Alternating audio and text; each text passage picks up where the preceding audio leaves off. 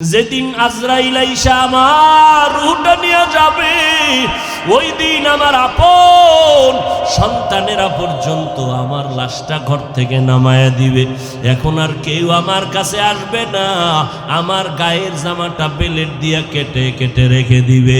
সাদা কাপুনের প্যাকেট বানাইয়া জানাজা পড়াইয়া এমন এক জায়গায় কবর যেখানে দিনের বেলা যাইতেও বড় ভয় লাগে। আমেরিকার খবর সেকেন্ডে পাওয়া যায়, বাড়ির দরজায় বাবার কবর, মায়ের কবর। আজ 100 বছর হলো কোনো খবর নিলা না রে বাবা, কেউ কারো খবর নেয় না। হ্যাঁ, নেক আমলওয়ালারা যদি দুনিয়াতে নেককার সন্তান রেখে যায় তারা দোয়া করে, কোরআন তেলাওয়াত করে। আর যারা সন্তানেরও নেক আমলওয়ালা বানাইলা না, নিজেরাও নেক আমল করলা না, এই অবস্থায় যদি আজরাইলের হাতে ধরা খেয়ে যাও আর ওই অন্ধকার কবরে যখন শুয়াইয়া সবাই পাড়াইয়া মাটি দিয়ে চলে যাবে, ওই কবরে 3টা প্রশ্ন করার জন্য যখন 2জন ফেরেশতা হাজির হবে, ওই গুনাহগার নাফরমান বলবে হা হা লা আদরি, আফসোস আমি কিছুই জানি না, কিছুই জানি না।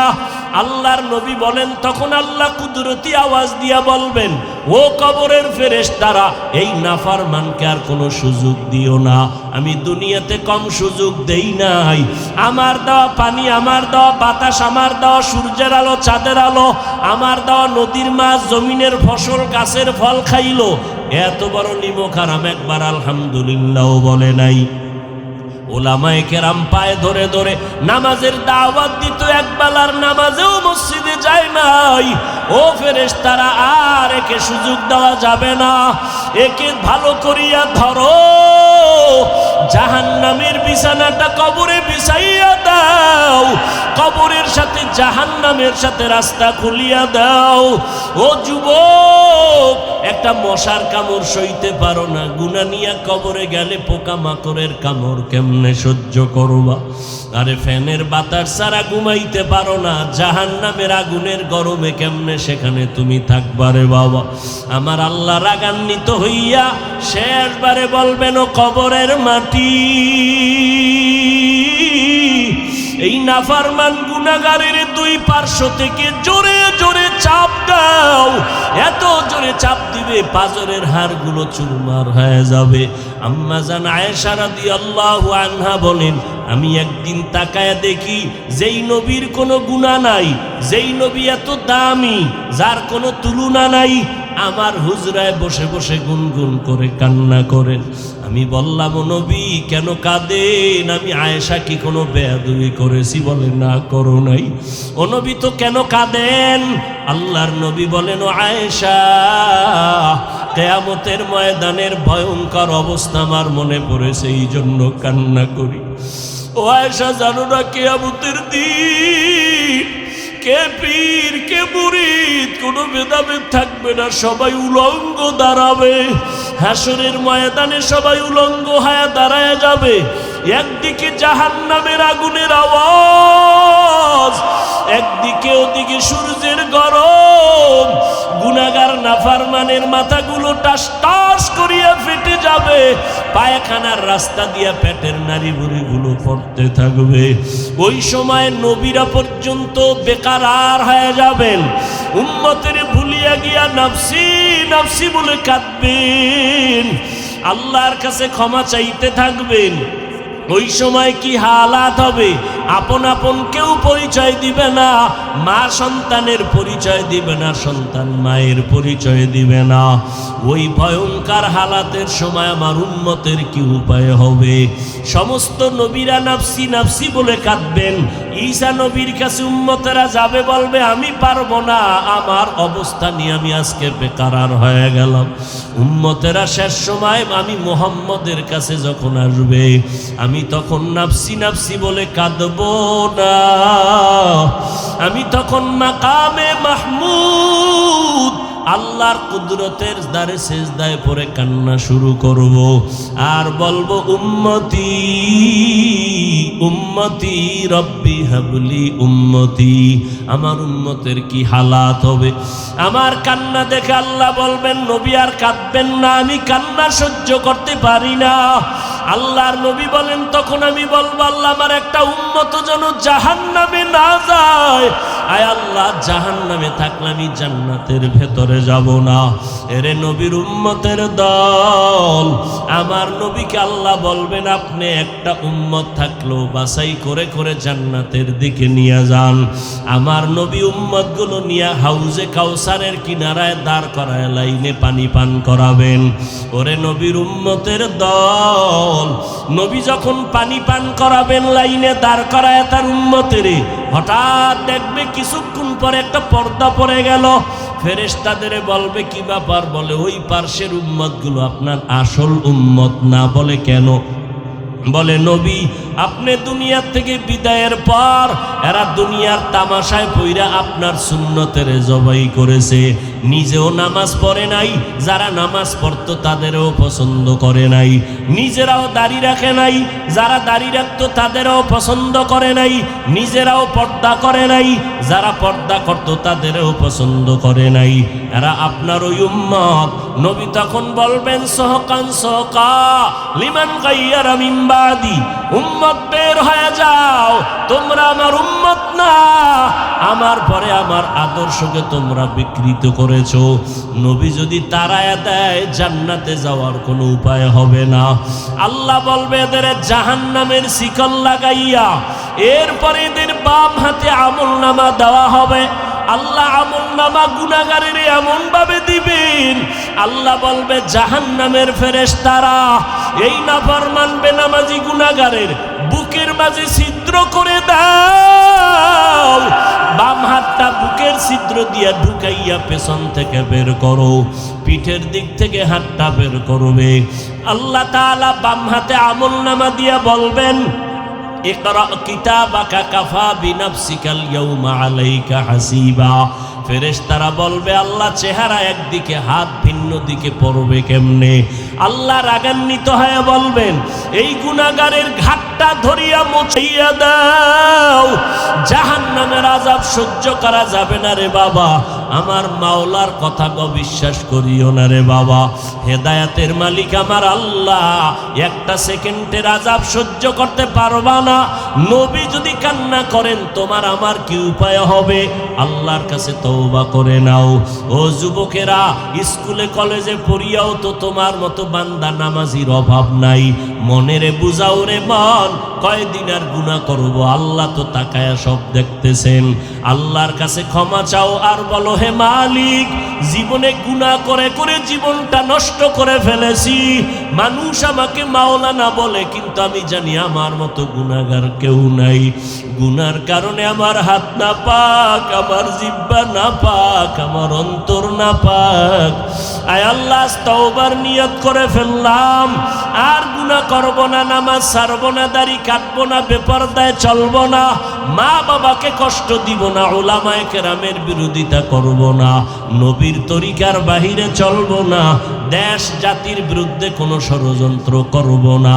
সবার কপালে তওবা নসিব হবে না। আবু জাহাল 13 বছর নবীর বয়ান শুনিয়াও কালেমা পড়ে না, আর ওদিকে ওমর নবীর গর্দান কাটতে আসিয়া কালেমাওয়ালা মুসলমান হয়ে গেল। এই জমিনে আবু জাহালের মতো শক্ত অন্তরের মানুষগুলো জীবনে হেদায়েতে আসবে না। এরা বয়ানের পরেও বাজে কথা বলিয়া নিজের গুনার পাল্লাটা ভারী করবে। আর যারা ওমরের মেজাজওয়ালা, ময়দানে বসার পর গুনার কথা যখন স্মরণ হবে চোখের পানি বের হওয়া শুরু হয়ে যাবে, তখন মনে মনে নিবিড়ে কাঁদবে আর বলবে উদয়ার মালিক, এই ময়দান থেকে গুনাহগার বানাইয়া ফিরাইয়া দিও না। গুনাহ নিয়া ময়দানে ঢুকছি আর গুনাহ নিয়া বাসায় যাব না, গুনাহ নিয়া কবরে গেলে আযাব সইতে পারবো না রে আল্লাহ। ও যুবক, ও পর্দার আড়ালের মা, ও বৃদ্ধ বাবাজিরা, আমার মাওলাকে অন্তর দিয়া ডাকো আর মনে মনে তওবা করো। মরিয়া গেল আর নামাজ ছাড়বা না, বেপরদায় চলবা না, দাড়ি কাটবা না, মা বাবার বেয়াদবি করবা না, উলামায়ে কেরামের পরামর্শ নিয়া নবীর সুন্নাত অনুযায়ী জীবনকে চালাবা। তওবা করার মতো যদি নিয়ত হয়, মুনাফিকি যদি অন্তরে না থাকে, খাঁটি তওবার নিয়ত যাদের আছে দুটো হাত আল্লাহকে দেখাইয়া দাও। আয় আল্লাহ হাতগুলো কবুল করে নেন, আয় আল্লাহ তওবা কবুল করে নেন, তওবার উপরে মজবুত হইয়া চলার মতো তৌফিক দান করেন, আমিন। এরে যুবক, ভালো করে খেয়াল করো, তোমরা তো আমগো টুপিওয়ালাদের মোটেই ভালো মনে করো না, আমগো মাথায় কোনো বুদ্ধি নাই। তোমার মাথায় এত বুদ্ধি, আমার কথাটার জবাব তুমি বুদ্ধির আকারে দিবা, হঠাৎ কইরা বলবা না মাওলার কুদরত, এটা মানব না। কারণ মাওলার কুদরত আমরা বলবো, তোমরা যেহেতু আল্লাহকে মানতে চাও না, তোমরা যুক্তি ছাড়া কথা মানতে চাও না, যুক্তি দিয়া আমার কথাটার জবাব দাও। একই চুলায় রান্না করে রাঁধুনি আমার আম্মা জান, একই মশলা, একই তরকারি, একই ভাত, একই চুলায় আম্মা জান রান্না করে দেয়।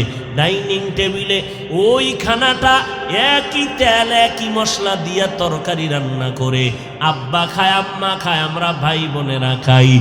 খাওয়ার পরে দিন দিন আব্বা আম্মা হয় বড় দুর্বল, আর একই খানা খাইয়া আমরা সন্তানেরা হই অনেক সবল।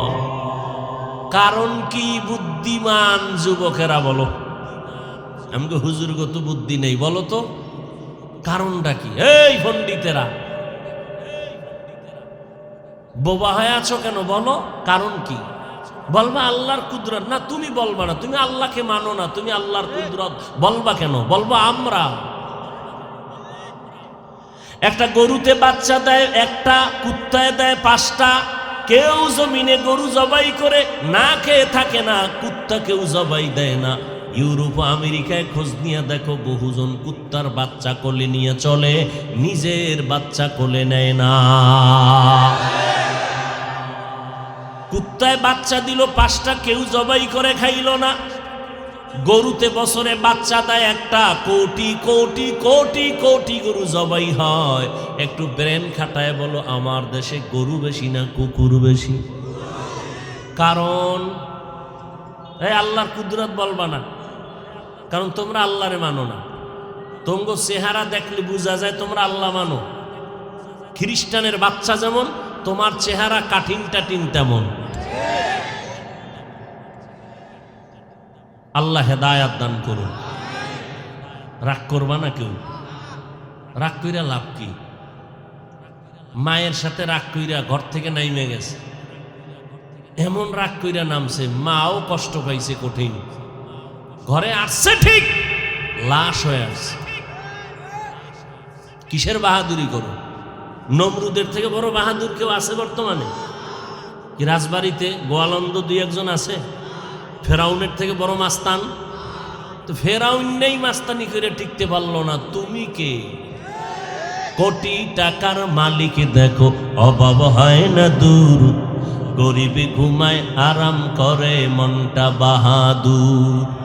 ফেরাউনের লাশটা দেখো মিশর জাদু ঘরে, খায় না মাটি পোকা মাছি সবাই ঘৃণা করে।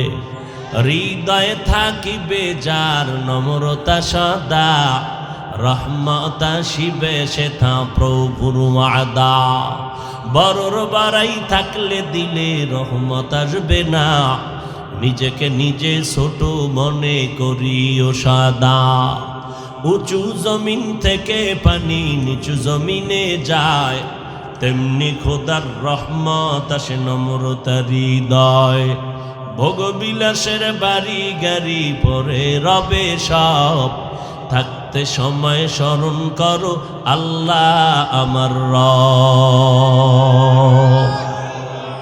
আমাদের রবকে ইন্নাল্লাযীনা ক্বালু রাব্বুনাল্লাহু সুম্মা ইসতাকামু ফালা খাউফুন আলাইহিম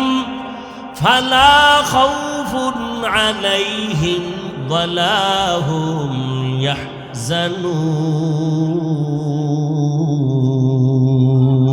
রব্বি আল্লাহ লা ইলাহা গায়রুহু ওয়া নবিহি মুহাম্মদ মুস্তাফাহু দীনিয়াল ইসলাম দীনু মাওকাহু أرجو كفرانا عفوا عنده مقتدايا نبي وصحبه نجوم للهدايا في زماه আমাদের রব কে?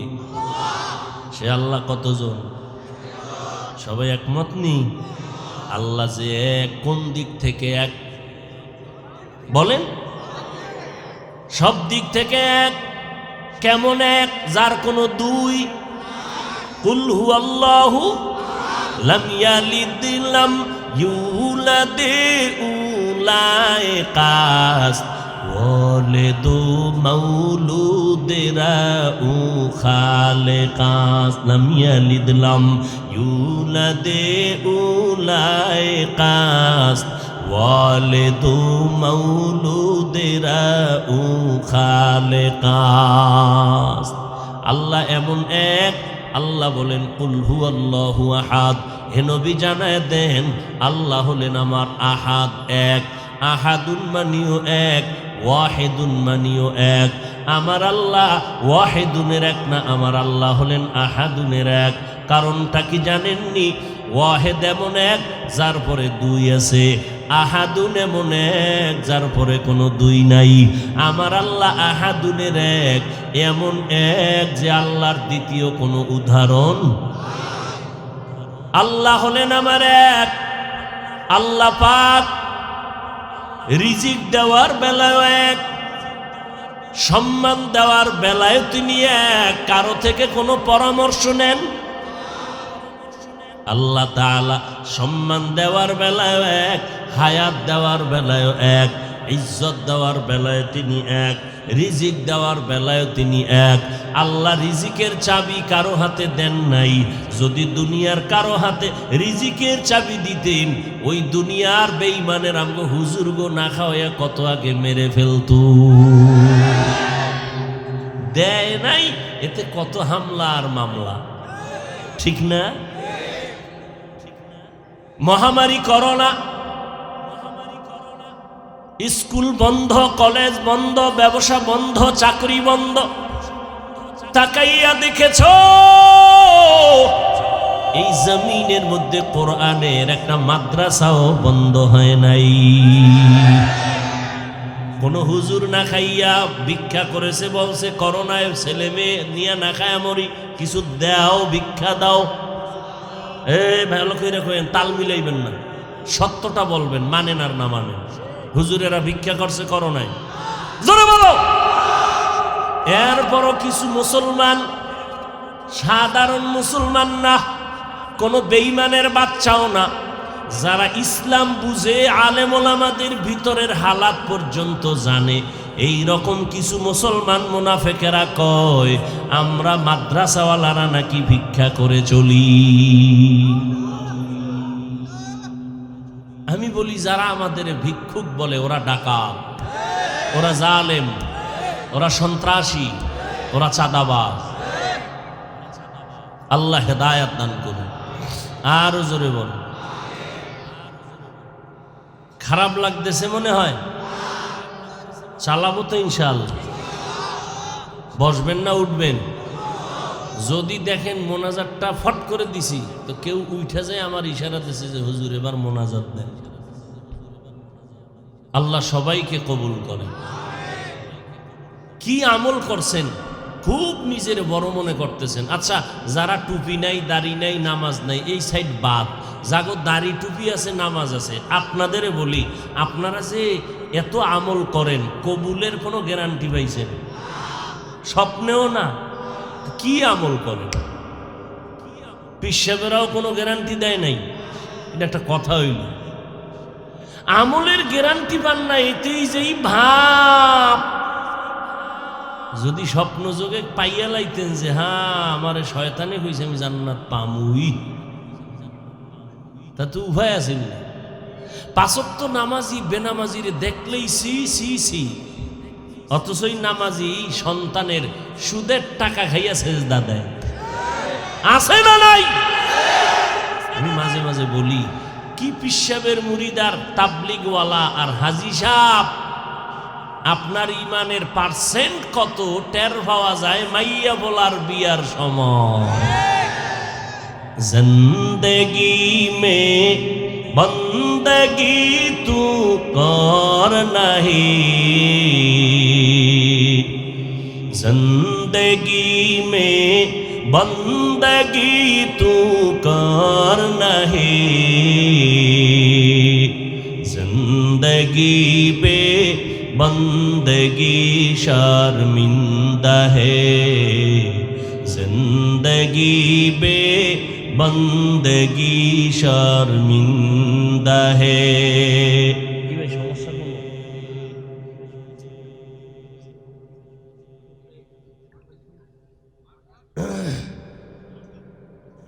কে এই আযাবে আরে বয়স না এর এখানে বইতে কত আযাব হইতেছে তুমি টের পাও। এই বেচারা টুপি পরে না, এরপরে রুমাল একটা বান্ধা মোটামুটি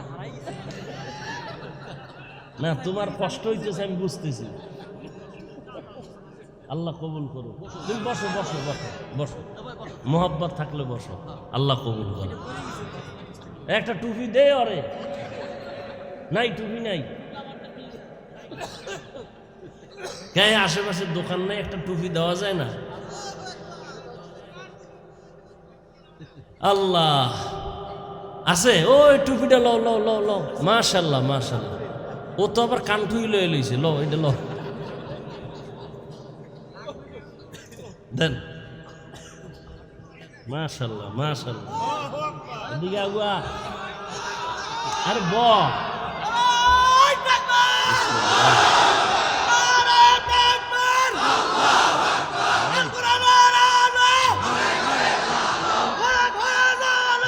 থাম।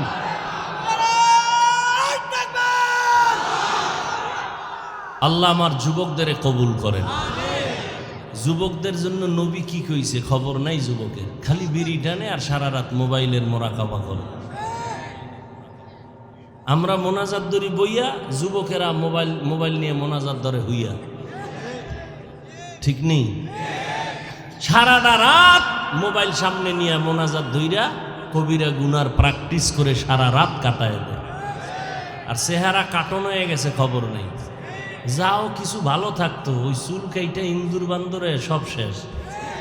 সে তো মনে করে আমারে খুব প্রিন্স মনে হয়, প্রিন্স। তোমার মা কি তোমারে দোয়া বাড়ায় দিছে চুল কাটার কারণে? যুবকের আমার একটা সত্য কথা বলো, আমার রসুলের থেকে দামি পৃথিবীতে কেউ আছে?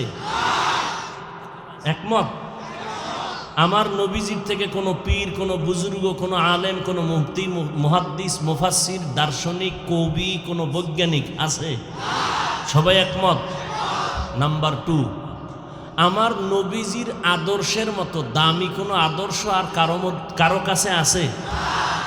থাকলে যদি কেউ বলতে পারো হাফিজ ভাই নবীজির আদর্শ ছাড়া আরেকটু ভালো আদর্শ আরেকজনের কাছে আছে, আল্লাহর কসম আমি তার আদর্শ নিব, মুহাম্মদেরটা বাদ দিয়ে দিব। পারবা দেখাইতে? কেউ পেরেছে?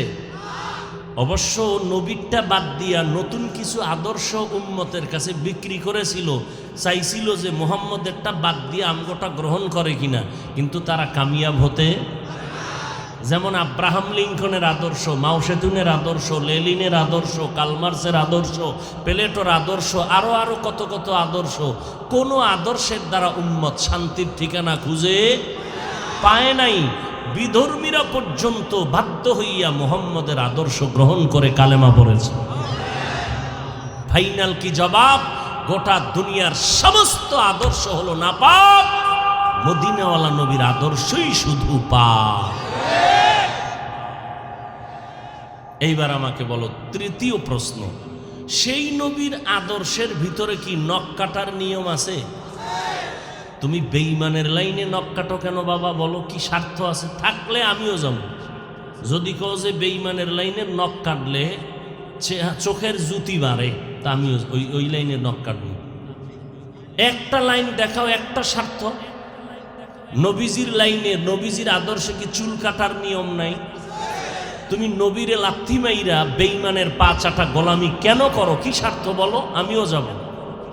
যদি বলতে পারো বেঈমানের লাইনে চুল কাটলে চেহারা সুন্দর হয়, স্বাস্থ্য ভালো থাকে, যৌবন বাড়ে, মেধা বাড়ে, চুলে উকুন থাকে না, একটা কও না। সাহস থাকলে দাঁড়ায় বলো আমি ওই লাইনে যাব।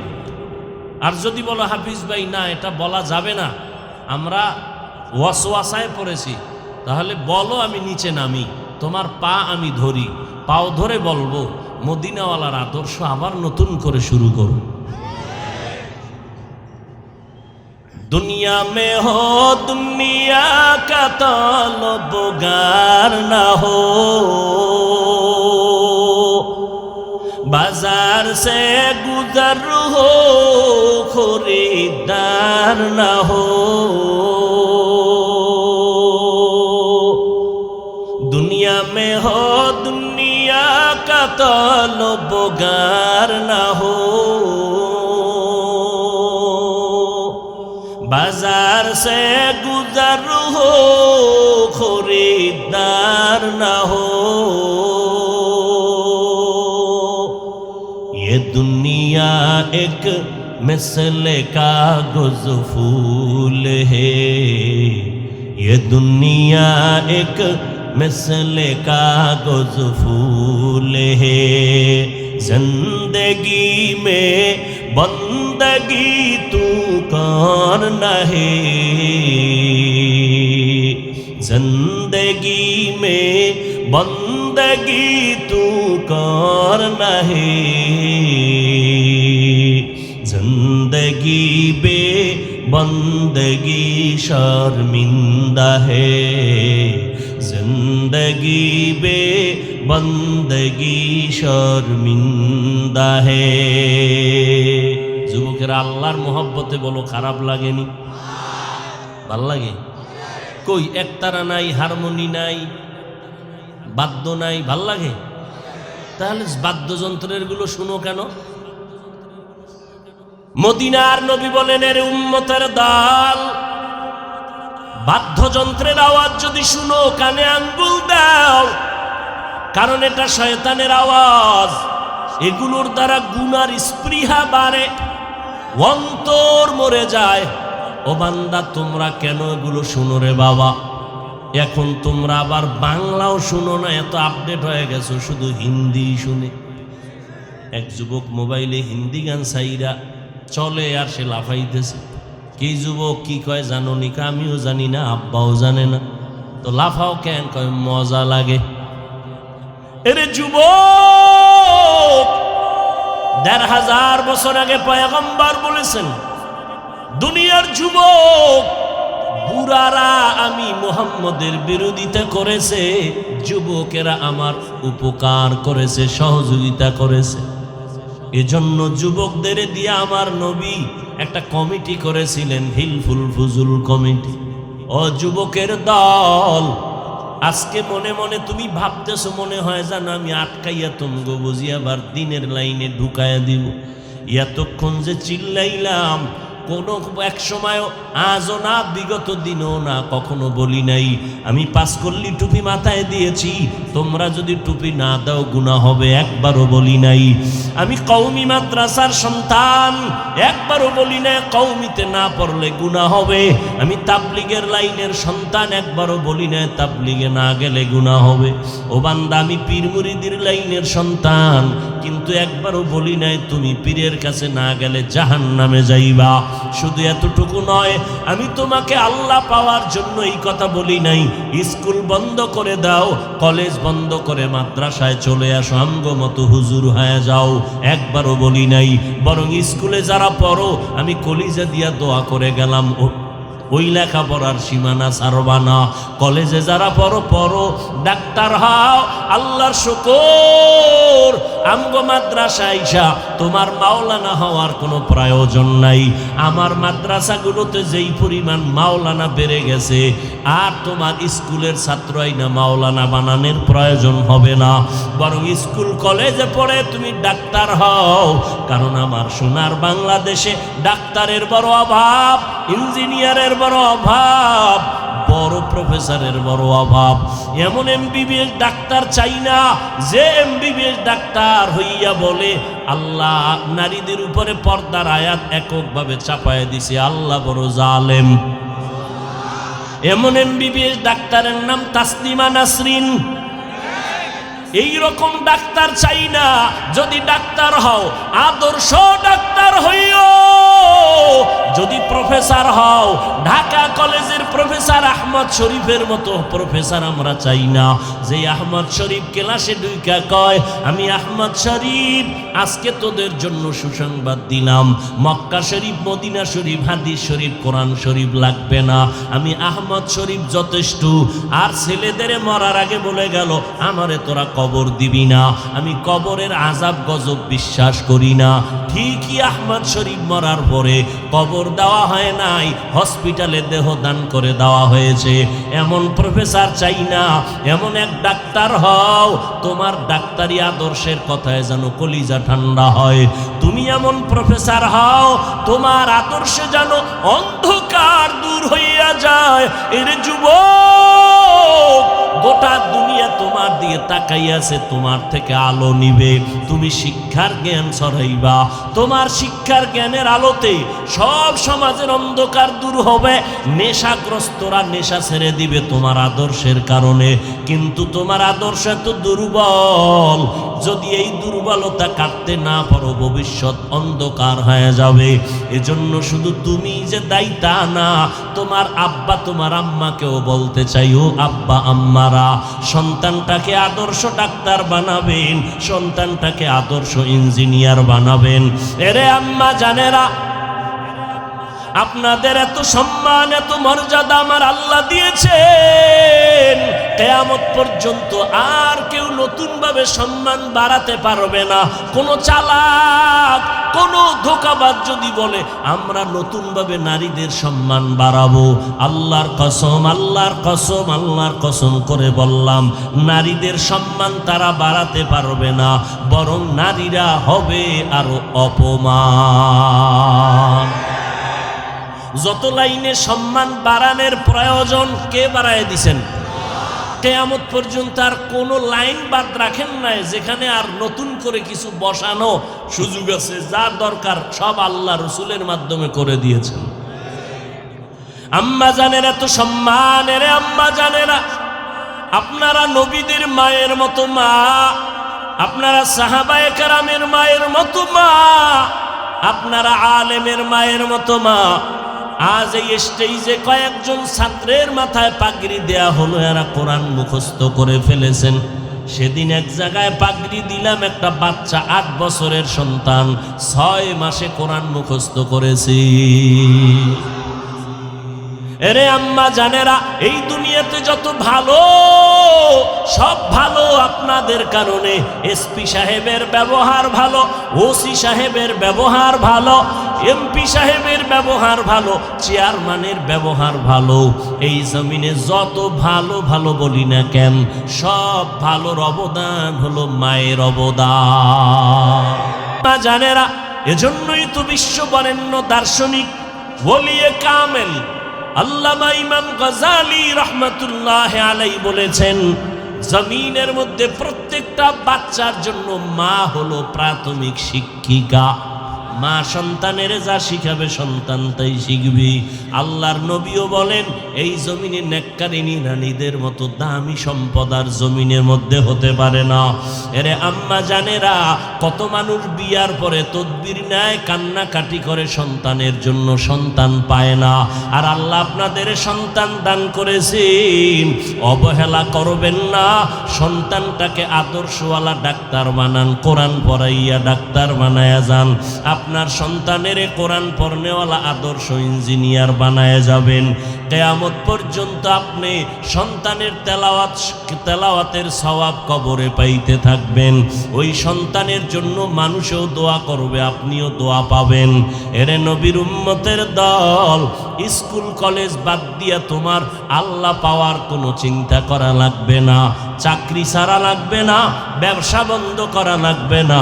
আমার নবীও ব্যবসা করেছেন, আবু বকর ব্যবসা করেছেন, ওমর ওসমান আলী সহ ইমামে আজম আবু হানিফা বিশাল বড় ব্যবসা করেছেন, অতএব ব্যবসা হালাল।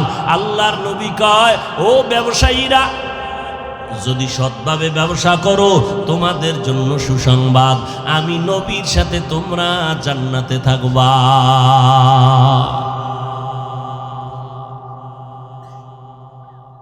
ইয়া আইয়ুহাল্লাযীনা আমানুত্তাকুল্লাহা হাক্কা তুকাতিহ, আল্লাহ বলেন আমাকে ভয় করো। এত বয়ান এত বয়ান এত বয়ানের পরও কেন আমলের খাতা দুর্বল? এখানে এত মানুষ এই প্যান্ডেলের ভেতরে, অভাব নাই, কিন্তু দুঃখ আজ ফজরের নামাজ পড়ে নাই, অনেকে জোহর পড়ে নাই, আসর পড়ে নাই, মাগরিব পড়ে নাই, এসাও মোনাজাত দিয়ে অনেকে চলে যাবে, ফজর না পইরা মোবাইল চালায় চালায় ঘুমায় যাবে, ফজরও পড়বে না। এই বয়ান দিয়া কোনো লাভ নাই, কারণ আমার নবী বলেন, বাইনাল আবদি ওয়া বাইনাল কুফরি তারকুস সালাহ, মুমিন আর বেঈমানের মধ্যে ব্যবধান হলো নামাজ। বেঈমানেরা নামাজ পড়ে না, মুমিনেরা নামাজ ছাড়ে না। নামাজ লাগবে নি, কত ওয়াক্ত নামাজ? সপ্তাহে একদিন না প্রতিদিন? মাঝে মাঝে 2-1 ওয়াক্ত নামাজ ছেড়ে দেওয়ার সুযোগ আসেনি? নাই। নাই বলার পরে যদি নামাজ না পড়ো রে বাবা, বিচারটা কত ভয়ঙ্কর হবে চিন্তা করো। মাকুন সুসতি নামাজে পাঞ্জে গানা, ফাওয়াইলুল লিল মুসাল্লিনাল্লাযীনা মুমিনারা ইনামাজ ইমদাদে দা ইস্তাঈনু আয়াতে কুরআ বাখা আয়াতে কদ আফলাহারা ইয়াদকুম গৌর কুন্দর মানিয়াজ দিল সাদিকু। ভাইরা আমার, কথা বলতে বলতে অনেক দূরে চলে আসলাম। আল্লাহ কয় আমার অনুসরণ করো। আল্লাহকে না দেখে অনুসরণ কেমনে করি? ও মালিক, আপনাকে তো দেখা যাবে না, দেখার রাস্তা খুললে দেখবো কেমনে? পাওয়ার নাই। পাওয়ার যদি দাও তারপরও দেখতে পারবো না, কারণ তুমি মাওলার কোনো আকার নাই, কোনো আকৃতি নাই। তো আল্লাহ কেমন? পয়গম্বরে আরবি মেরাজ থেকে আইসা বলেন, রাআইতু রব্বি আজ্জা ওয়া জাল্লা, আমি মুহাম্মদ মেরাজে আমার আল্লাহকে দেখে আনছি। ঘুমাইতেছেন? সুবহানাল্লাহ বললে কি গজব আসবে? আরো জোরে বলেন। মুসলমানের একটা আওয়াজ ভণ্ড বাতিলের জন্য একটা আতঙ্ক। মুসলমানের এই আওয়াজটাকে সারা দুনিয়ার বেঈমানেরা ভয় পায়। এই জন্য পৃথিবীর কোন রাষ্ট্রে এইরকম এক জায়গায় মুসলমান হইতেই দেয় না। এতগুলো মুসলমান এক জায়গায় হলেই ওরা ভয় পায়, না জানি চেয়ারের পায়া ভেঙ্গে চুরে চুরমার হয়ে যায়। কারণ মুসলমানের কাছে এমন একটা অস্ত্র আছে, মাথা দিয়ে দিবে, কল্লা দিবে, ইমানের আওয়াজ তারা ফেরত দিবে না। মুসলমান আল্লাহর মোহাব্বত নিয়ে চলে। আজ ওই ফিলিস্তিনের ভেতরে মুসলমানের করুণ হালাত। ও নবীর আশিক, তুমি মনে মনে ভাবতেছো তোমার উপরে কোনো বিপদ নাই। বেঈমানের টার্গেট শুধু ফিলিস্তিন না, মুসলমানের চেচনিয়া বসনিয়া না, মুসলমানের টার্গেট হলো বাংলাদেশি না, টুপিওয়ালা শুধু তাই না, যারা মুহাম্মদের মানে তাদের উপরে আক্রমণ করবে। ওরে নবীর উম্মতের দল, মদিনার নবীরে মানবা, বিপদ আসবে না এটা হতেই পারে না। পানির ভেতরে নামবা, শরীরে পানি লাগবে না এটা হতেই পারে না। আগুনের কাছে যাইবা, গরম লাগবে না হতেই পারে না। বরফ হাতে নিবা, ঠান্ডা লাগবে না হতেই পারে না। আল্লাহর জান্নাত পাইবা, পরীক্ষা হবে না এটা হতেই পারে না।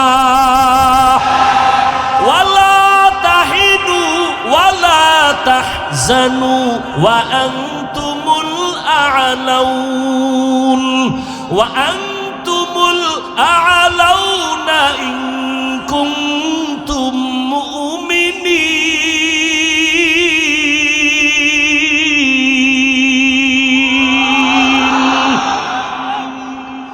আল্লাহ বলেন মুমিন তোমার কোনো ভয় নাই, কোনো চিন্তা নাই, ইমানটারে মজবুত করো। বলে কেমন মজবুত? বলে সাহাবায়ে কেরামের ইমানের সাথে তোমার ইমানটা মিলায় রাখো। সাহাবায়ে কেরাম খানাও খাইছেন, ঘুমাইছেন, বাজার করেছেন, ব্যবসা করেছেন, চাকরি করেছেন, আবার জেহাদে গেছেন, স্ত্রীর হক, সন্তানের হক, প্রতিবেশীর হক আদায় করেছেন, আবার রাতের বেলা সারা রাত নামাজে কাটাইছেন। ঠিক নি? তাদের মতো ইখলাস আসেনি কারো? আমিনু কামা আমানান নাস। দুনিয়ার মুমিনেরা সাহাবাদের ইমানের মতো ইমানটারে মজবুত করো। এক সাহাবী আবু হুরায়রা রাদিয়াল্লাহু তাআলা আনহুর কাছে বলেন, নবীজির জীবনে তো আপনি অনেক কাছে ছিলেন, একটা হাদিস আমাদের শুনাইবেন। আবু হুরায়রা রাদিয়াল্লাহু তাআলা আনহু বলেন, বসো, আমি হাদিস শুনাইতেছি। আবু হুরায়রা রাদিয়াল্লাহু তাআলা আনহু বলতেছেন, আমার নবী একটা হাদিস শুনাইছেন। এমন সময় একটা নির্জন জায়গার ভিতরে নবী আর আমি, আবু হুরায়রা ছাড়া কেউ নাই। এ কইয়েই একটা চিৎকার দিয়া বেহুশ ভরে গেছে। আবার কিছুক্ষণ পর হুঁশে আসলেন, ভাইজান হাদিসটা শোনাবেন। আবু হুরায়রা বলেন, রহমতের নবী আমার সামনে একটা হাদিস শুনাইছেন, কেউ ছিল না। রহমতের নবী আর আমি, আবু হুরায়রা ছাড়া আর ওই ঘরের মধ্যে কেউ ছিল না। নবী সুন্দর করে আমাকে হাদিসটা বুঝাইয়া বুঝাইয়া বলেছেন। এ বলে আবার বেহুশ হয়ে পড়েছে, আবার হুঁশে আসছেন, আবার বেহুশ হয়ে গেছেন। এইভাবে তিনবার বেহুশ হওয়ার পর চতুর্থবার বলে, শুনো। আবু হুরায়রা কান্না করে আর বলে, নবী একটা হাদিস শুনাইছেন, কিয়ামতের দিন যেদিন কায়েম হয়ে যাবে, আপন বলতে কেউ থাকবে না, ওই দিন তিনটা ব্যক্তিকে আমার আল্লাহ ডাকবেন তার আদালতে। একজন হবে শহীদ, আর একজন হবে আলেম মাওলানা, আর একজন হবে দানবীর, দান টান করনেওয়ালা। আল্লাহ তাআলা শহীদের ডাক দিয়া বলবে, এই বান্দা, তুই আমার রাস্তায় শহীদ হয়েছো, গলা কাটাইছো, আমি তোরে অনেক মর্যাদা দিলাম, বলো কি করেছো? কয় শহীদ। বলে কেন হয়েছো? বলে আল্লাহ আপনার জন্য। কয় না, আমি তো কলবের খবর জানি। দুনিয়ার মানুষ সব দেইখা বিচার করে উপরের জিনিস, আর আমি কলব দেইখা বিচার করি। দুনিয়ার মানুষ জানে তুমি একজন শহীদ, তুমি বীর মুজাহিদ, এইটা টাইটেল পাওয়ার জন্য। আমি আল্লাহ তোমার কলবের খবর জানি, তুমি আমার মোহাব্বতে শহীদ হও নাই। মানুষ তোমাকে বীর যোদ্ধা বলবে, এই জন্য তুমি যুদ্ধের ময়দানে আসছো, বীর যোদ্ধা টাইটেল নেওয়ার জন্য। দুনিয়াতে তা পেয়ে গেছো। আমার আল্লাহ তখন ডাকবেন, নবী বলতেছেন আবু হুরায়রাকে, আল্লাহ ডাকবেন, এর জাহান্নামের ফেরেশতারা কই? এই শহীদের হাতের মধ্যে জাহান্নামের হ্যান্ডকাপ লাগা, জাহান্নামের মধ্যে নিয়ে যাও। এটা দুনিয়াতে মানুষকে ধোঁকা দিছে, আমার জন্য কোনো আমল করে নাই। মাওলানাদের ডাকবে, মাওলানা, তোমারে আমি এলেম দিলাম, ব্রেন দিলাম, তুমি এলেম কেন শিখে কি করেছো? বলবে আল্লাহ কোরআন তেলাওয়াত করেছি, মানুষের বয়ান করেছি। এটা তো মানুষের কাছে তুমি কারি সাহেব, মাওলানা সাহেবের টাইটেল পাওয়ার জন্য তোমারে সবাই দাওয়াত দিবে, হাদিয়া দিবে, সম্মান করবে। এটা দুনিয়ায় পাইছো, আমি তোর কলবের হালাত জানি, তুই আমার জন্য কিছু করো নাই। এ জাহান্নামের ফেরেশতা, এই মাওলানাকে ধর, জাহান্নামের হ্যান্ডকাপ হাতের মধ্যে লাগাও। জাহান্নামের হ্যান্ডকাপ লাগায়া টানতে টানতে জাহান্নামের দিকে নিয়ে যাওয়া হবে। তৃতীয় ব্যক্তি দানবীর। আল্লাহ বলবে, বান্দা, তোরে আমি অনেক টাকার মালিক বানাইছি, গরিবের মতো কষ্টের জীবন আমি তোরে দেই নাই। বল আমার কি আদায় করেছো টাকা পাইয়া, সম্পদ পাইয়া? বলবে আল্লাহ মাদ্রাসায় দান করেছি, মসজিদে গরিব এতিম অসহায়দের দান করেছি। বলে কেন? বলে তোমার জন্য। কয় না না, আমি তো তোর অন্তরের হালাত জানি। তুই দান করেছো, মানুষ তোরে দানবীর বলবে, তোর নামটা নেম প্লেটে লাগায় দিবে, তোর চেয়ারে বসায় সম্মান দিবে। আমার মোহাব্বতে দান করো নাই, আল্লাহ রাগান্বিত হয়ে বলবে তুই দুনিয়া পাওয়ার জন্য দান করছো, দুনিয়ায় তো তা পাইয়েই গেছো সম্মান, আমার কাছে আজ কিছু নাই। ও জাহান্নামের ফেরেশতা, এই দানবীরের হাতে জাহান্নামের হ্যান্ডকাপটা লাগাইয়া জাহান্নামে নাও। এরে নবীর উম্মতের দল, আবু হুরায়রা কইয়া কান্না করে বেকারার হয়ে গেলেন। একজন শহীদ গলা কাটা বান্দার যদি কিয়ামতের দিনে এই হালাত হয়, একজন মাওলানার যদি এমন হালাত হয়, একজন দানবীরের যদি এমন হালাত হয়, এবার চিন্তা করা দরকার আপনার আমার অবস্থাটা কেমন হবে। আর কে দারদ খৌফে হক দর দিল মাদাম জান্নাতুল মাওয়া দেহাদু রামাকা। এজন্য আল্লাহ বলেন আমার ভয় অন্তরে জমা করো, জবানকে হেফাজত করো। আমার অনুসরণ যেহেতু তুমি আমারে পাওনা করতে পারবা না, তবে আমি আল্লাহ তোমার জন্য একটা আসান পথ বাতায় দিলাম। জমিনে আমার একজন বন্ধু আছে, নাম হলো কি? মুহাম্মদুর রাসূলুল্লাহ সাল্লাল্লাহু আলাইহি ওয়াসাল্লাম। এরে নবীর উম্মতেরা, আল্লাহ কয় আমার এমন বন্ধু মুহাম্মদ। মুসা নবী আমার বন্ধু, ইব্রাহিম নবী আমার বন্ধু, ঈসা নবী আমার বন্ধু, ইসমাইল নবী আমার বন্ধু, তবে মুহাম্মদও আমার বন্ধু। ব্যবধানটা কি জানো? সব নবীরা আমি আল্লাহ পাকের আশিক, আর আমি আল্লাহ নিজে হলাম মুহাম্মদের আশিক। কুল ইন কুনতুম তুহিব্বুনাল্লাহ ফাত্তাবিউনি ইউহিব্বুকুমুল্লাহ। ও নবী, আপনি জানায়া দেন উম্মতেরে, তোমরা যদি আল্লাহকে কিছু দিতে চাও ভালোবাসা, তোমরা আমি মুহাম্মদের অনুসরণ করো, তো আমার আল্লাহ খুশি হয়ে যাবে। আল্লাহ যার উপরে খুশি তার জান্নাত বিনা হিসাবে হয়ে যাবে। অতএব আল্লাহর অনুসরণটা কেমনে করবা? কয় মুহাম্মদের দেইখা তার ইতাআত করো। সাহাবায়ে কেরাম নবীরে দেখেন আর আমল করেন। পানিটা কেমনে পান করবেন, নবী কেমনে করে ওইভাবে দেখেন আর আমল করেন। জুতাটা কেমনে পরেন, সাহাবায়ে কেরাম দেখেন আর আমল করেন। নবী দইরা দইরা দইরা দইরা শিখায় নখ কেমনে কাটবা, পানি কেমনে পান করবা, বাথরুমে কেমনে যাইবা, পানি কেমনে ব্যবহার করবা, বাথরুমে গিয়া কেমনে বসবা। নবী ধৈর্য ধৈর্য সব কিছু শিখাইতেছেন। বাথরুমে যখন যাইবা বাম পা দিয়া ঢুকবা, আগে দোয়া পড়বা, কোনো দোয়া পারো না বিসমিল্লাহ পরে ঢুকবা। খালি মাথায় যাইবা না, খালি পায়ে যাইবা না, যাইয়া বাথরুমে হাঁটুর উপরে তুমি কাপড় উঠাইবা না, এবং যখন বসবা বাম পায়ের উপরে ভর করে বসবা। এইভাবে নবী শিখাইতেছেন। নবী জুতা পরিয়া নামাজের ইমামতিতে দাঁড়াইলেন, সাহাবায়ে কেরাম জুতা পরে নামাজে দাঁড়ালেন। হঠাৎ নামাজের মধ্যখানে নবী জুতা খুলে ফেললেন, সাহাবায়ে কেরাম জুতা খুলে ফেললেন। নামাজ শেষে নবী বললেন, ও সাহাবায়ে কেরাম, আপনারা জুতা খুললেন কেন? বলেন ইয়া রাসূলুল্লাহ, আপনি জুতা খুলেছেন এই জন্য জুতা আমরাও খুলেছি। নবী বলেন আমি তো এমনি খুলি নাই, নামাজের মধ্যে জিব্রাইল আমিন এসে হাজির হয়ে গেছেন। জিব্রাইল এসে বলেন, পয়গম্বর আপনার জুতার নিচে নাপাক, নাপাক নিয়ে নামাজ হবে না, জুতা খুলে ফেলেন। জিব্রাইল আমিন বলার পর আমি আমার জুতা খুলে ফেললাম। আমি যদি নামাজের আগে জানতাম আমার জুতার নিচে নাপাক, নাপাক জুতা নিয়ে নামাজে দাঁড়াইতাম না। আমি আগে কেন জানি না? কারণ আমি আলিমুল গাইবের মালিক না। গাইবের মালিক কে? কুল লা ইয়ালামু মান ফিস সামাওয়াতি ওয়াল আরদিল গায়বা ইল্লাল্লাহ।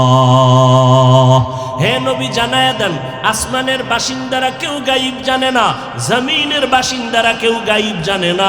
একমাত্র গায়বের মালিক কে? একমাত্র আমার আল্লাহ। নবীকে দেইখা সাহাবায়ে কেরাম অনুসরণ করেন। আমরা তো আল্লাহরও পেলাম না, নবীরেও পেলাম না, আবু হানিফারেও পেলাম না, ইমাম বুখারীরেও পেলাম না। কিয়ামতের আগে আর কোনোদিন আবু বকরকেও আমরা পাবো না, ওমরেরও পাবো না। পাবো? আমাদের উপায় কি? না আল্লাহরে পাইলাম, না নবীরে দেখতে পারলাম। নবী মাঝে মাঝে আপনাদের গোয়ালন্দ আইয়ে না? হ্যাঁ হ্যাঁ, কত উল্টা পাল্টা আওয়াজ। এরে নবীর উম্মতের দল, অনেকে স্টেজের মধ্যে আলাদা চেয়ার রাখে, নবী এসে এখানে বসবেন।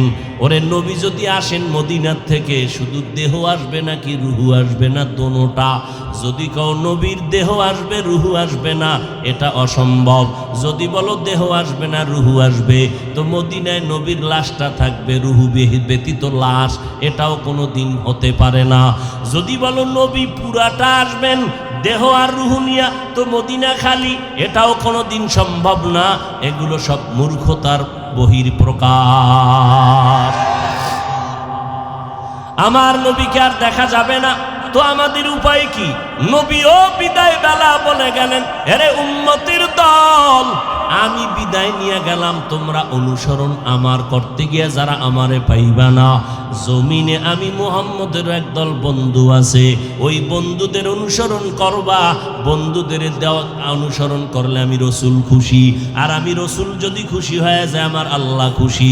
আল্লাহ যার উপরে খুশি তার জান্নাতে ঢুকতে কোনো পারমিশন লাগবে না।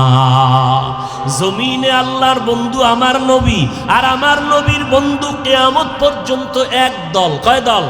এক দল, একজন না, এক দল। তারা আর কেউ না, উলামায়ে আহলে হক। কারা তারা? বলেন বলেন সবাই। উলামায়ে আহলে হক। আহলে হক শব্দ বলবেন কারণ এই জমিনের মধ্যে উলামাদের নামে এক দল আছে, বিশাল বাহিনী, তারা আহলে বাতিল। তারা কি? আহলে বাতিল। এক আলেম আপনাদের পদ্মার এই পার্শ্বে, পুরা ঠিকানা বলবো না, নামের সে আগে মুফতিও লাগায়। সেই আলেম এক বাচ্চা নিয়ে আসছে, নাম রাখবে বা দোয়া নিবে। কয় নাম তোমরা কোনো পছন্দ করছো নি? কয় হ। কি? কয় ওমর। কয় খবরদার, ওমরে ফারুক ছিল একটা বেদাতি ভণ্ড। আরো জোরে কও। সাহাবায়ে কেরামের বিরুদ্ধে কথা বললে ওলা আছে না নাই? যারা সাহাবায়ে কেরামের বিরুদ্ধে কোনো কথা ইশারা ইঙ্গিতে বলবে, তারা বাতিল, তারা ভণ্ড। এরে নবীর আশিক, আল্লাহর নবী বললেন, আমার পরে তোমরা উলামায়ে আহলে হকের অনুসরণ করিও। উলামায়ে আহলে হকের পথ অনুসরণ করে তোমরা জান্নাতের আমলগুলো চালায় যাও। এরে নবীর উম্মতের দল, আল্লাহ তাআলা বললেন, এক আল্লাহর ভয়। আল্লাহর ভয় না থাকলে কারো অনুসরণ করবে না। এমনি আমারে অনেকেই ভালোবাসে, ঠিক না? ভালোবাসে। যদি কই আমার লাইনে টুপি পরেন, নামাজ পড়েন, না হুজুর এটা সম্ভব না। দাড়ি লম্বা করেন, কয় না এটা সম্ভব না। বিষয় কি? কয় ভালোবাসা আছে, এতাআত নাই। এতাআত ততক্ষণ পর্যন্ত হবে না যতক্ষণ পর্যন্ত আল্লাহর ভয়, তাকওয়া অর্জন হবে না। তাকওয়া অর্জন হতে হবে। এজন্য আল্লাহ বলেন, আমাকে ভয় করো, জবানকে কন্ট্রোল করো, জবানকে হেফাজত করো। আল্লাহর ভয়ের নাম তাকওয়া। যারা আল্লাহকে ভয় করবেন তাদের নাম মুত্তাকি। ও ভাইজানেরা ভালো করে বুঝেন, বেশি বেশি তাসবিহ টানার নাম তাকওয়া না, বেশি বেশি জিকির করার নাম তাকওয়া না, বেশি বেশি জায়নামাজে বসে থাকার নাম তাকওয়া না। তাকওয়া হলো আল ইহতিরাজ আনিল মাসিয়া, গুনাহের থেকে বেঁচে থাকার নাম তাকওয়া। আল্লাহর ভয় নিয়ে গুনাহ থেকে বাঁচো। এজন্য একটা সবক এখান থেকে নিয়ে যাও রে বাবা, জীবনে নেক আমল করতে পারি আর না পারি, গুনার আর কোনো কাজ করব না। নেক আমল করতে পারি আর না পারি, গুনাহ করব না। কারণ গুনাহগারের শাস্তি বড় ভয়ঙ্কর। আল্লাহর কোরআন সত্য, কোনো মিথ্যার অবকাশ নাই। এরে যুবকেরা, বৃদ্ধ বাবাজিরা, আমিও তোমার মতো একটা যুবক, আমিও মুসলমান, তুমিও মুসলমান। তোমার আল্লাহ আমার আল্লাহ এক, তোমার ধর্ম আমার ধর্ম এক, তোমার নবী আমার নবী এক, আমাদের কাবা এক, আমাদের কোরআন এক, আমাদের কালেমাও।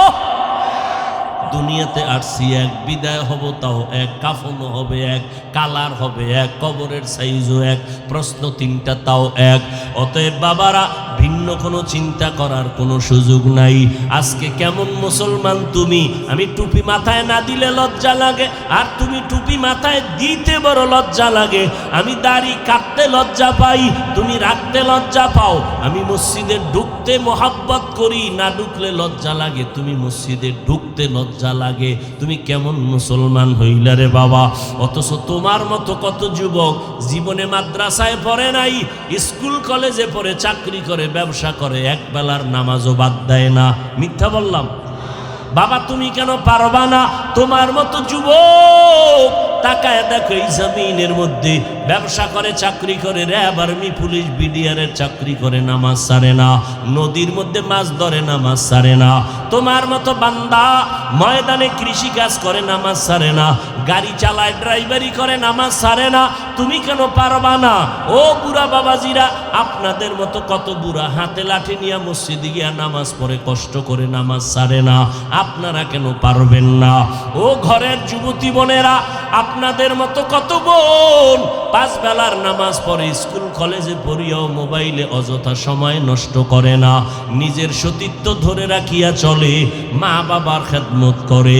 আপনারা কেন পারবেন না?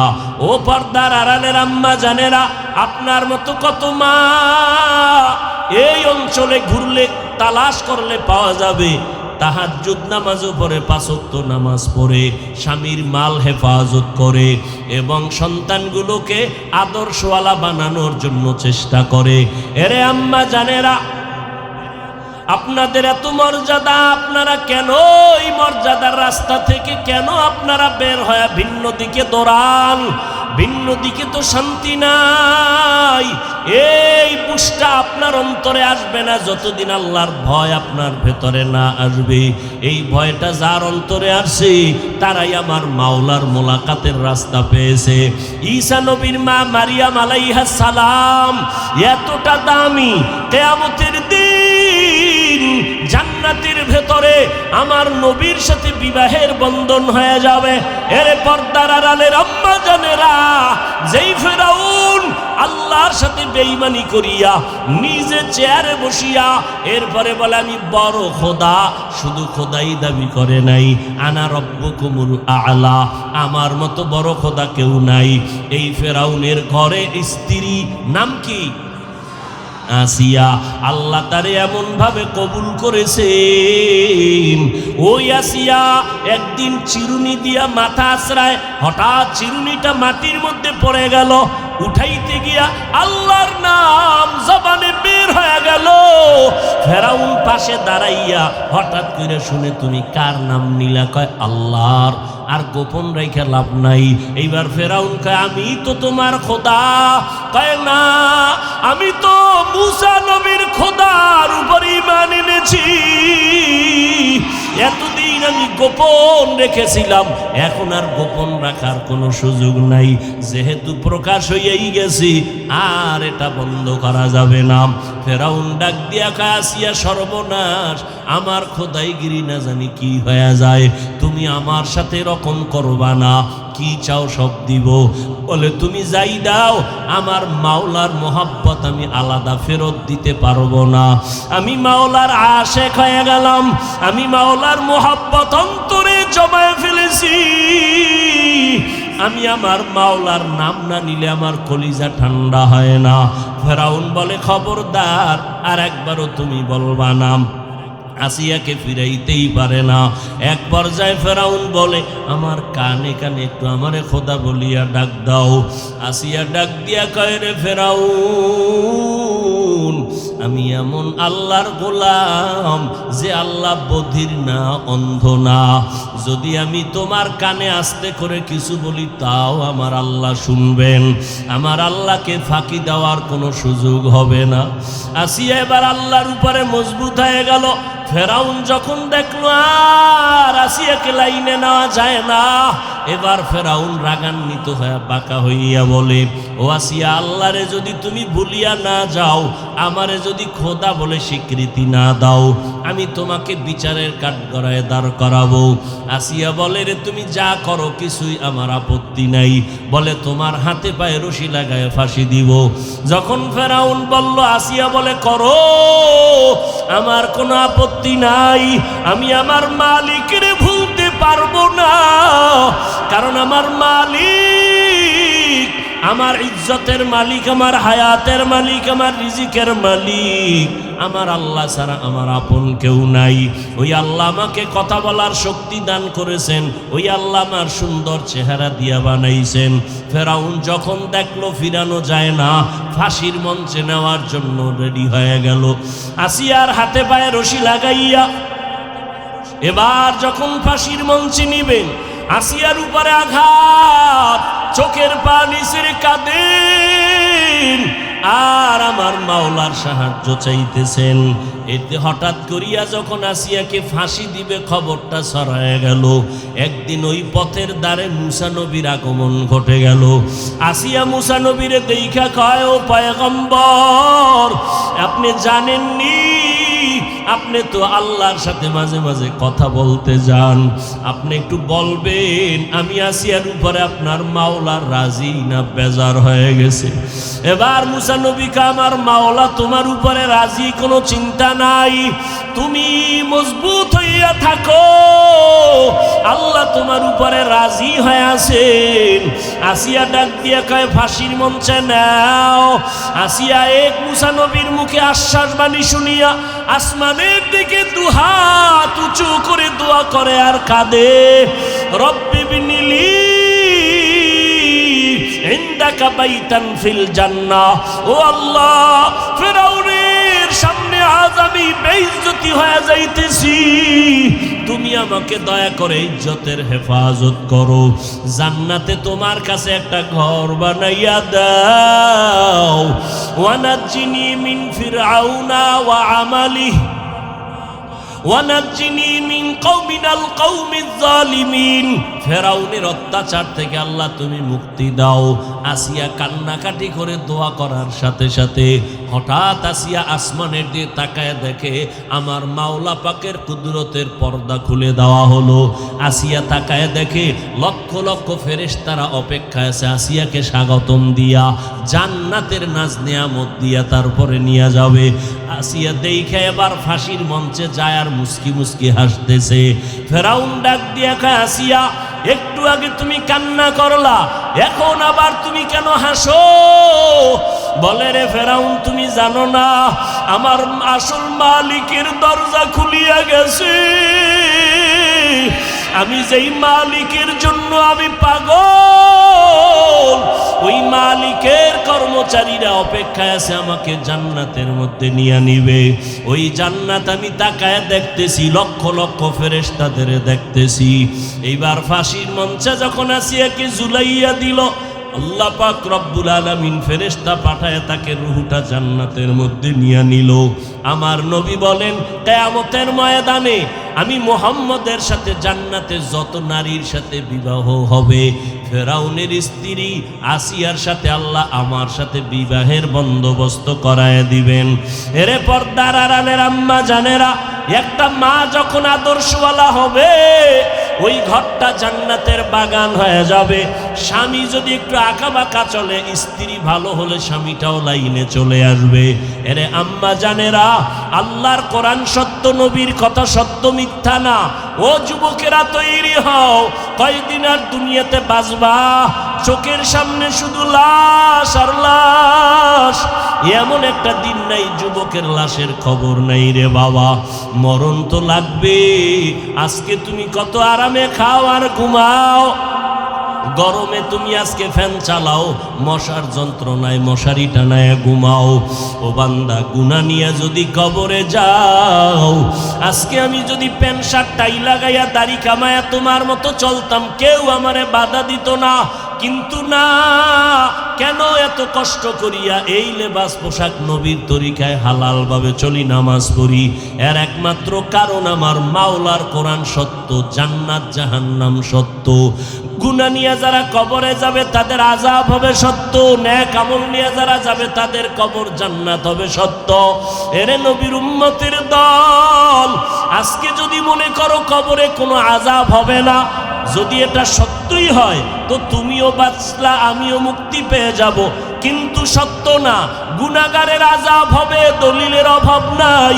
আর কবরে গিয়া যদি দেখো বেনামাজির কবরে জাহান্নামের আযাব, তখন বলো বাবা তোমার উপায় কি হবে, আমার উপায় কি হবে?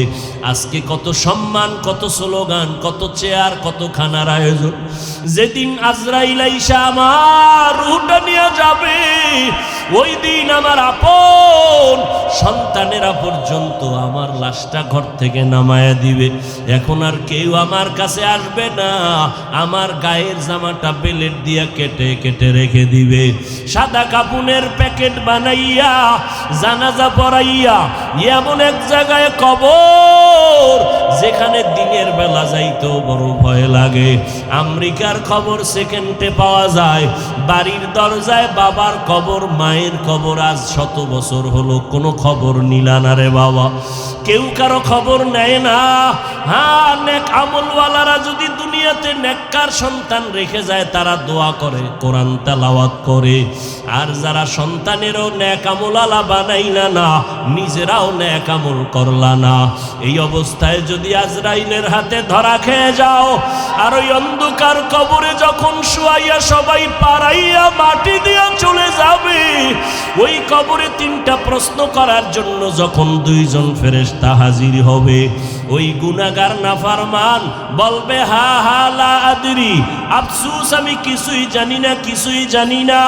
আল্লাহর নবী বলেন, তখন আল্লাহ কুদরতি আওয়াজ দিয়া বলবেন, ও কবরের ফেরেশতারা, এই নাফরমানকে আর কোনো সুযোগ দিও না। আমি দুনিয়াতে কম সুযোগ দেই নাই। আমার দেওয়া পানি, আমার দেওয়া বাতাস, আমার দেওয়া সূর্যের আলো, চাঁদের আলো, আমার দেওয়া নদীর মাছ, জমিনের ফসল, গাছের ফল খাইলো, এত বড় নিমক হারাম একবার আলহামদুলিল্লাহ বলে নাই। ওলামায়ে কেরাম পায়ে ধরে ধরে নামাজের দাওয়াত দিত, একবেলার নামাজেও মসজিদে যায় নাই। ও ফেরেশতারা, আর একে সুযোগ দেওয়া যাবে না, একে ভালো করিয়া ধরো, জাহান্নামের বিছানাটা কবরে বিছাইয়া দাও, কবরের সাথে জাহান্নামের সাথে রাস্তা খুলিয়া দাও। ও যুবক, একটা মশার কামড় সইতে পারো না, গুনাহ নিয়া কবরে গেলে পোকা মাকড়ের কামড় কেমনে সহ্য করবা? আরে ফ্যানের বাতাস ছাড়া ঘুমাইতে পারো না, জাহান্নামের আগুনের গরমে কেমনে সেখানে তুমি থাকবা রে বাবা? আমার আল্লাহ রাগান্বিত হইয়া শেষবারে বলবেন, ও কবরের মাটি, এই নাফরমান গুনাহগারের 2 পার্শ্ব থেকে জোরে জোরে চাপ দাও, এত জোরে চাপ দিবে পাজরের হাড়গুলো চুরমার হয়ে যাবে। আম্মা জান আয়েশা রাদিয়াল্লাহু আনহা বলেন, আমি একদিন তাকায়া দেখি যেই নবীর কোনো গুনাহ নাই, যেই নবী এত দামি, যার কোনো তুলনা নাই, আমার হুজরায় বসে বসে গুনগুন করে কান্না করেন। আমি বললাম, ও নবী কেন কাঁদেন? আমি আয়েশা কি কোনো বেয়াদবি করেছি? বলে না, করো নাই। ও নবী তো কেন কাঁদেন? আল্লাহর নবী বলেন, ও আয়েশা, কিয়ামতের ময়দানের ভয়ঙ্কর অবস্থা আমার মনে পড়েছে, এই জন্য কান্না করি। ও আয়েশা, জানো না কিয়ামতের দিন কে পীর কে মুরিদ কোনো ভেদাভেদ থাকবে না, সবাই উলঙ্গ দাঁড়াবে। হাসরের ময়দানে সবাই উলঙ্গ হয়ে দাঁড়ায় যাবে। একদিকে জাহান্নামের আগুনের আওয়াজ, একদিকে ওদিকে সূর্যের গরম। গুনাহগার নাফরমানের মাথাগুলো টাস টাস করিয়া ফেটে যাবে, পায়খানার রাস্তা দিয়া পেটের নাড়ি ভুঁড়িগুলো পড়তে থাকবে। ওই সময় নবীরা পর্যন্ত বেকারার হয়ে যাবেন, উম্মতের ভুলিয়া গিয়া নাফসি নাফসি বলে কাঁদবেন, আল্লাহর কাছে ক্ষমা চাইতে থাকবেন। ওই সময় কি হালাত হবে? আপন আপন কেউ পরিচয় দিবে না, মা সন্তানের পরিচয় দিবে না, সন্তান মায়ের পরিচয় দিবে না। ওই ভয়ঙ্কর হালাতের সময় আমার উম্মতের কি উপায় হবে? সমস্ত নবীরা নাফসি নাফসি বলে কাঁদবেন। ঈসা নবীর কাছে উম্মতেরা যাবে, বলবে আমি পারবো না, আমার অবস্থা নিয়ে আমি আজকে বেকারার হয়ে গেলাম। উম্মতেরা শেষ সময় আমি মুহাম্মদের কাছে যখন আসবে, আমি তখন নাফসি নাফসি বলে কাঁদবো না, আমি তখন মাকামে মাহমুদ আল্লাহর কুদরতের দ্বারে সেজদায় পড়ে কান্না শুরু করব আর বলবো উম্মতি উম্মতি রব্বি হাবলি উম্মতি। আমার উম্মতের কি হালাত হবে? আমার কান্না দেখে আল্লাহ বলবেন নবী আর কাঁদবেন না, আমি কান্না সহ্য করতে পারি না। আল্লাহর নবী বলেন তখন আমি বলবো আল্লাহ আমার একটা উম্মত যেন জাহান্নামে না যায়। আয় আল্লাহ জাহান্নামে থাকলে আমি জান্নাতের ভেতরে যাব না। এরে নবীর উম্মতের দল, আমার নবীকে আল্লাহ বলবেন আপনি একটা উম্মত থাকলেও বাছাই করে করে জান্নাতের দিকে নিয়ে যান। আমার নবী উম্মতগুলো নিয়ে হাউজে কাউসারের কিনারায় দাঁড় করায় লাইনে পানি পান করাবেন। ওরে নবীর উম্মতের দল, নবী যখন পানি পান করাবেন লাইনে দাঁড় করায় তার উম্মতের, হঠাৎ দেখবে কিছুক্ষণ পরে একটা পর্দা পড়ে গেল। ফেরেশতাদের বলবে কি ব্যাপার? বলে ওই পার্শ্বের উম্মতগুলো আপনার আসল উম্মত না। বলে কেন?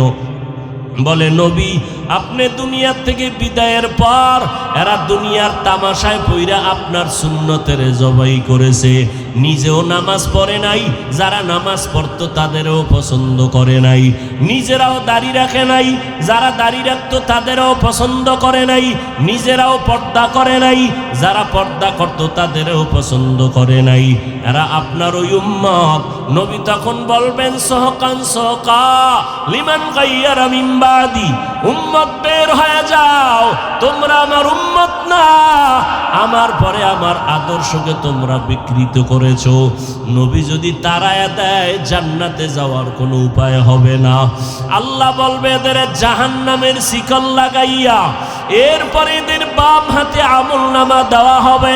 আল্লাহ আমলনামা গুনাহগারের এমন ভাবে দিবেন, আল্লাহ বলবে জাহান্নামের ফেরেশতারা এই নাফরমান বেনামাজি গুনাহগারের বুকের মাঝে ছিদ্র করে দাও, বাম হাতটা বুকের ছিদ্র দিয়া ঢুকাইয়া পেছন থেকে বের করো, পিঠের দিক থেকে হাতটা বের করবে। আল্লাহ তাআলা বাম হাতে আমলনামা দিয়া বলবেন ইকরা কিতাবাকা কাফা বিনাফসিকাল ইয়াউমা আলাইকা হাসিবা। ফেরেশতারা বলবে আল্লাহ চেহারা একদিকে হাত ভিন্ন দিকে পড়বে কেমনে?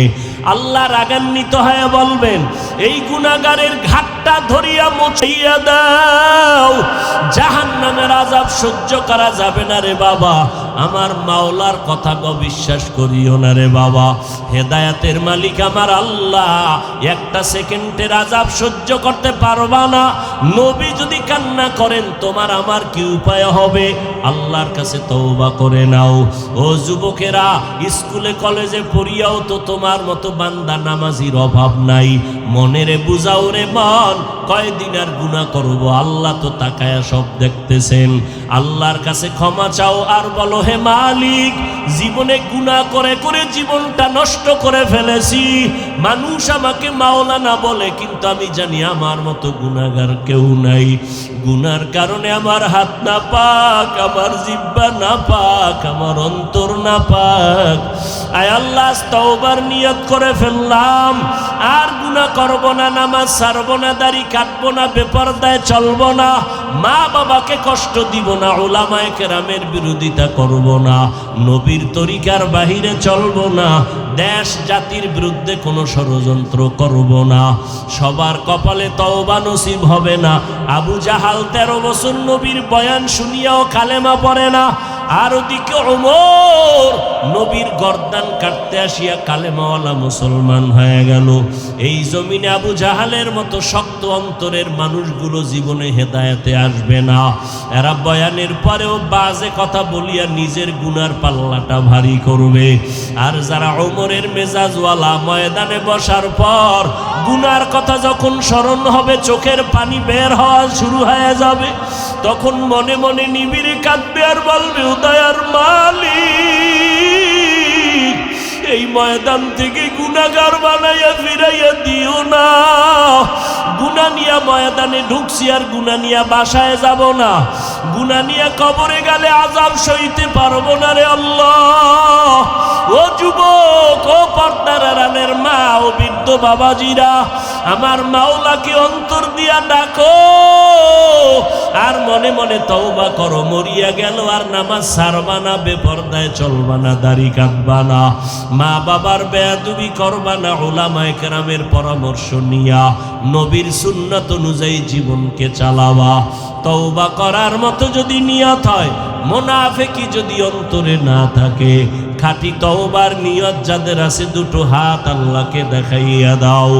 আয় আল্লাহ, হাতগুলো কবুল করে নেন। আয় আল্লাহ, তওবা কবুল করে নেন। তওবার উপরে মজবুত হইয়া চলা